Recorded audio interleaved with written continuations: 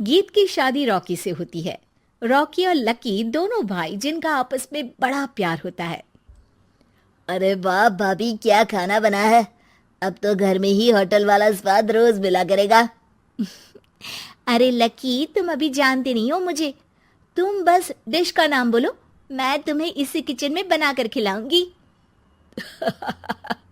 चढ़ा रहा है तुम्हें ये, और तुम भी ना। गीत रॉकी के छोटे भाई को दोस्त की तरह मानती। वो रॉकी के साथ उसकी भी जरूरतों का ध्यान रखती। लकी, ये रहे तुम्हारे कपड़े, धोकर प्रेस करवा दिया है, अलमारी में सजा लो।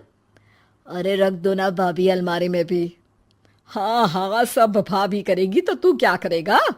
रहने दीजिए ना माँ जी, शादी हो जाएगी तो खुद ही सुधर जाएगा। अरे रहने दो यार, तुम दोनों मेरे कपड़े यहीं पे रख दो। एक कपड़े अलमारी में रखने को क्या बोल दिया, शुरू हो गई। एक दिन, रॉकी सुनिए ना, कल जल्दी आ जाना, मुझे मायके जाना है, या सुबह छोड़ दीजिए और शाम को लेकर आ जाना। अरे नहीं नहीं, कल तो बिल्कुल पॉसिबल नहीं है, कल मीटिंग है। तुम लकी के साथ चली जाओ ना, और उसे कह देना कि शाम को लेकर भी आ जाएगा।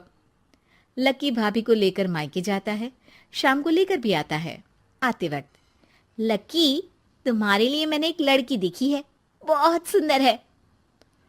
अच्छा, क्या बात है भाभी, मुझे भी दिखा दो। और उससे भी पूछ लो कि मुझसे शादी करेगी ना। इतनी सुंदर होगी तो मुझसे क्यों शादी करेगी भाभी। अरे वाह, क्या बुराई है तुम में, इतने अच्छे हो दिखने में। हाँ, बस अपनी भैया से थोड़ा कम हो। हाँ भाभी, आपको तो भैया से अच्छा कोई लगता ही नहीं है। लकी, तुम्हारे भैया हैं ही लाखों में एक। रात में दोनों घर आते हैं, लेकिन थोड़ी ही देर में उनके घर रॉकी की मौत की खबर आती है। हे भगवान, ये क्या हो गया।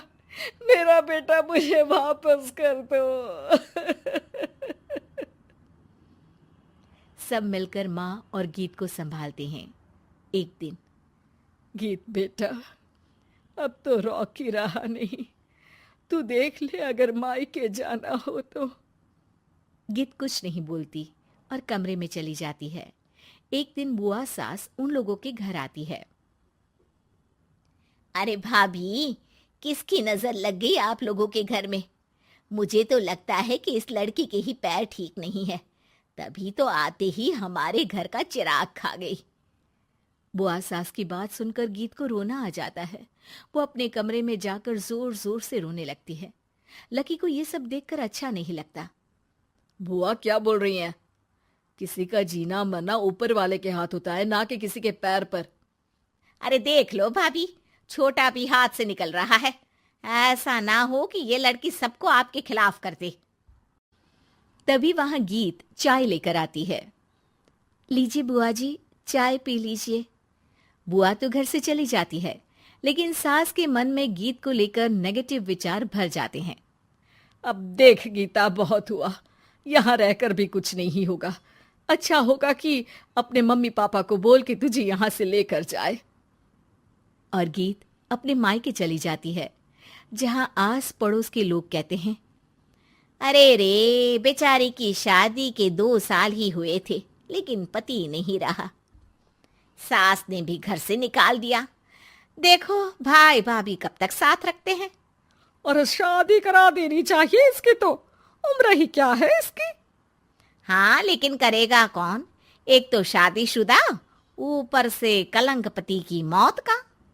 तभी वहां लकी आ जाता है और वो पड़ोसियों की बात सुन लेता है। लकी, तुम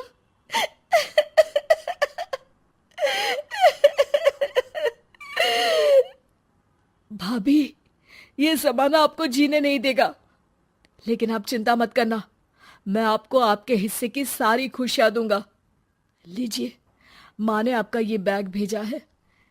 इसमें आपके जरूरी सामान है जो वहीं रह गए थे। लकी देखता है कि गीत को ससुराल से लेकर मायके तक हर जगह सिर्फ ताने ही सुनने पड़ते हैं। वो सीधे अपनी माँ के पास जाता है। माँ, एक बात सुनो, ये कहाँ का न्याय है। एक लड़की जो छोटी सी उम्र में अपना पति खो चुकी है, वो अब दुनिया के ताने भी झेल रही है। यार, ये तो गलत है ना माँ। हमें भाभी का सपोर्ट करना चाहिए। क्या भैया होते तो भाभी को ऐसा देखकर दुखी नहीं होते? अरे देख लकी, ये समाज ऐसा ही है। और भैया होते तो गीत की ये हालत होती ही नहीं। बिना पति के औरत को तो ये सब झेलना ही पड़ता है। लेकिन कोई तो जरिया होगा ना माँ। भाभी भी हमारे परिवार का हिस्सा है, हम कुछ तो कर सकते हैं ना उनके लिए। हिस्सा है नहीं, हिस्सा थी। और अब तू ज्यादा ना भाभी भाभी करना बंद कर दे, समझा? कुछ दिन ऐसे ही बीतते हैं और एक दिन लकी देखता है कि गीत उसके ही कॉलेज में पढ़ने आई है। अरे भाभी, आप यहाँ कॉलेज में कैसे? लकी, मैंने पढ़ने का निर्णय लिया है। शादी के कारण मेरी पढ़ाई को बीच में ही रोक दिया गया था, पर अब जब कुछ नहीं बचा तो मैंने सोचा पढ़ाई में ही मन लगाऊं। अरे आपने बिल्कुल सही सोचा भाभी। किसी भी तरह की कोई भी जरूरत हो तो प्लीज बिना किसी हिचक के बताना, मैं हूं आपकी मदद के लिए। लेकिन कहते हैं ना, गीत की जिंदगी में सब कुछ बहुत दिनों के लिए ठीक नहीं रहा और एक दिन क्लास में, अरे ये विधवा है, इसकी तो शादी हो चुकी है। क्या बात कर रहे हो? हमारे साथ तो बैठकर ऐसे पढ़ाई करती है जैसे बच्ची हो। अरे बच्ची नहीं, बहुत शातिर है ये। किसी को नहीं बताया कि ये शादीशुदा है, वरना हम इसे आंटी आंटी कहकर पुकारते ना। अरे अब तो पता चल गया ना आंटी जी। Aunty aunty. फिर क्या, सभी गीत को आंटी बोलकर चिढ़ाने लगते हैं। गीत को रोना आ जाता है और वो क्लास के बाहर जाकर रोने लगती है। सामने से लकी आ जाता है। अरे क्या हुआ भाभी, आप रो क्यों रही हैं? तभी पीछे से एक लड़की आ जाती है। हे हैंडसम, इस औरत से ना दूर रहना, इसके प्यार में मत पड़ जाना, क्योंकि ये शादीशुदा है। हमारे साथ झूठ बोलकर हम जैसी ही रह रही थी। हाँ तो क्या गलत है? सही उम्र में तुम्हारे माता पिता तुम्हारी पढ़ाई छुड़वा देते तो आज तुम भी शादीशुदा ही होती ना।